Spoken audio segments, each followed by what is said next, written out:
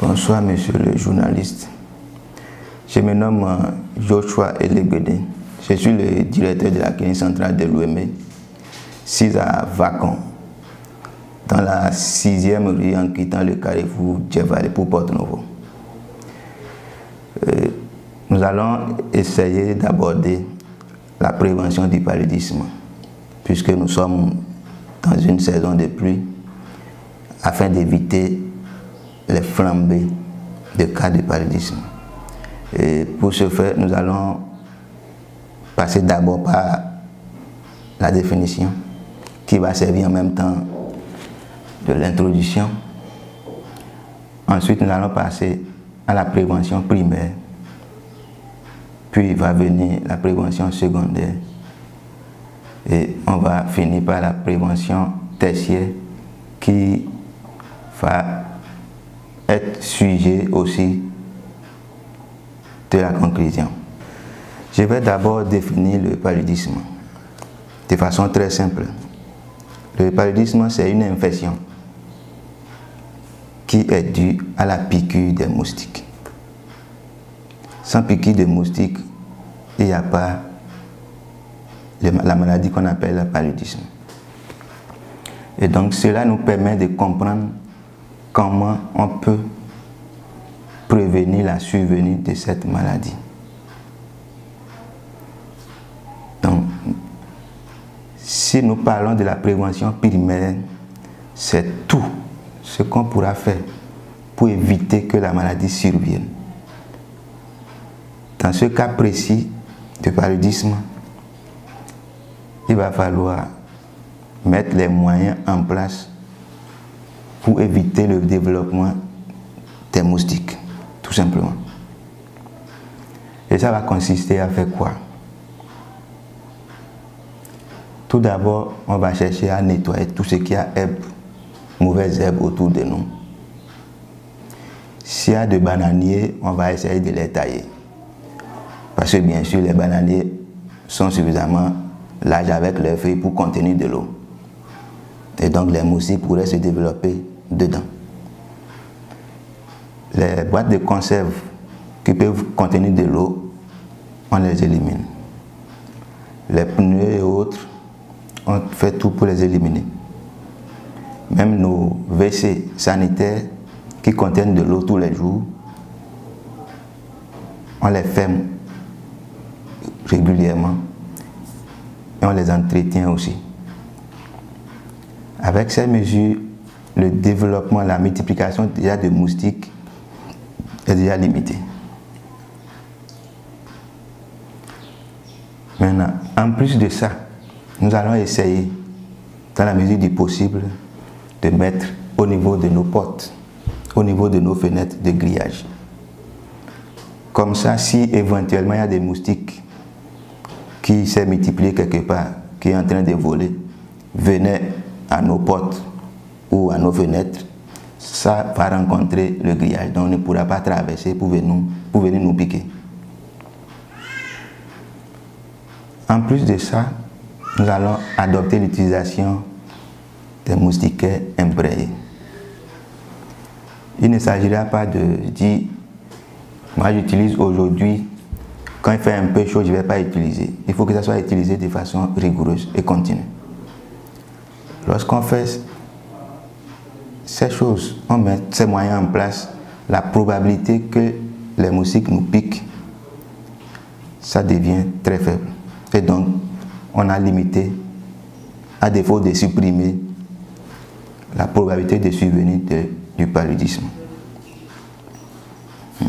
Donc, parlant de mesures de prévention primaire, ce sont l'ensemble des mesures qu'on va mettre en place, que je viens de citer tantôt, qu'on va mettre en place, et avec ça, le moustique ne pourra pas venir piquer quelqu'un.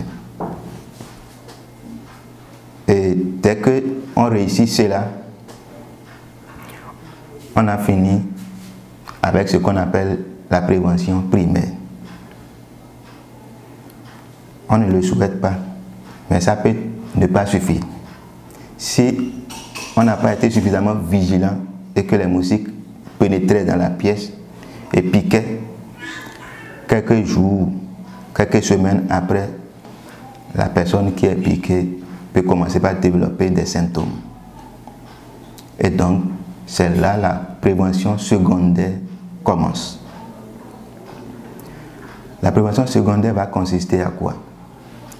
La personne va développer certains symptômes, comme les maux de tête, le corps chaud, la fatigue, des douleurs un peu partout dans le corps. C'est des symptômes qu'on peut bel et bien retrouver devant un cas de paludisme, comme on peut les retrouver aussi dans d'autres maladies. Et donc, devant des cas comme ça, la meilleure des choses à faire, c'est de se rendre dans un centre de santé ou une formation sanitaire pour se faire prendre en charge. Là, l'agent de santé qui est là va faire le diagnostic. Si c'est le paludisme, prescrit les molécules qu'il faut, la personne utilise et c'est fini. Maintenant, si au lieu de faire ça, d'utiliser la voie qu'il faut pour prendre en charge la pathologie, on se dit, oh, c'est le cas de paludisme. La dame qui est à côté de chez nous vend les produits, je vais me rendre là-bas pour acheter. Ça pourrait marcher si éventuellement c'était le paludisme. Encore qu'on ne sait pas ce que ce produit-là pourrait donner après comme conséquence, vu les conditions dans lesquelles c'est gardé. Mais l'autre versant aussi, c'est que ça échoue, puisque ce n'est pas forcément le paludisme qui donne ces symptômes qu'on a cités tantôt. Ou bien ce qu'on a donné à la personne comme médicament ne correspond même pas à ce que la personne devrait prendre. Donc la pathologie va évoluer, serait en train de s'aggraver. Et lorsque les signes de complications vont s'installer, on va chercher maintenant à courir pour dire « Ah, je vais aller en consultation ». Lorsqu'on se rend en consultation avec les complications, ce que nous sommes en train de faire en ce moment, c'est la prévention tertiaire.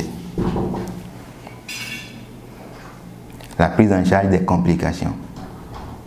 C'est quelque chose qu'il ne faut pas envisager. C'est-à-dire, en français simple, la personne va manquer du sang. Ou bien, la personne commence par uriner, on voit que l'urine c'est comme de Coca-Cola. Ce n'est plus comme l'urine que tout le monde connaît. L'aspect devient comme si on avait mis de Coca-Cola dans un verre. Ou bien la personne commence par avoir des difficultés pour uriner ou bien pour respirer. C'est vrai que ces cas-là peuvent être encore gérés, mais c'est toujours difficile à gérer que si c'était juste « j'ai les maux de tête, j'ai ceci », on fait le diagnostic rapidement, on prescrit le médicament, la personne rentre. Ça va faire gaspiller de l'argent à la personne qui est malade. Ça peut aller jusqu'à lui coûter la vie. Alors que notre souhait, c'est d'être en bonne santé. Donc, quand nous sentons quelque chose, nous avons essayé les mesures pour empêcher la survenue, mais c'est arrivé. Ce qu'il faut faire tout de suite, c'est de se rendre dans une formation sanitaire pour se faire prendre en charge. Et comme ça, tout le monde est en bonne santé et on va vaquer facilement à nos occupations. Merci beaucoup.